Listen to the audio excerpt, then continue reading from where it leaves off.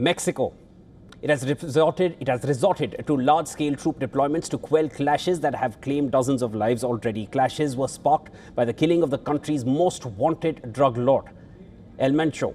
He was killed in an operation in Jalisco state. News of his death triggered a wave of violence, with cartel members blocking roads in 20 states across Mexico and torching vehicles and businesses. According to authorities, more than 70 people died in the attempt to capture El Mencho and in the aftermath of that.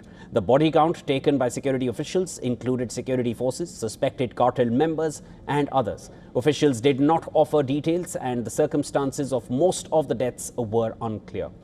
Rows of burnt-out trucks, buses, cars, they blocked roads outside the capital of Jalisco. The government has sent an additional 2,500 troops to Jalisco state, which is one of the host cities in this year's FIFA World Cup, bringing the troop deployment to 10,000 since Sunday. Residents also they've reported road blockades in El Mencho's birthplace. Photos shared on social media showed columns of black smoke floating above the mountain village. Violence also gripped the resort city of Puerto Vallarta, which is popular among US tourists. Satellite images collected by Vantor showed dozens of fires across the city. Travel warnings from US, Britain, Canada, India and several other countries, they were issued in the fallout, with dozens of flights cancelled.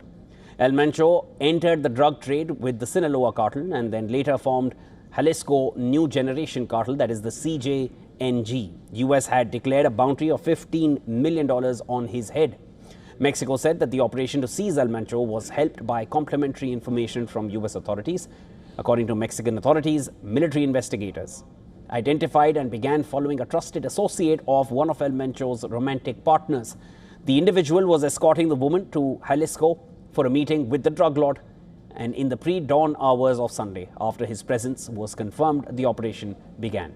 The criminal's response was described as extremely violent.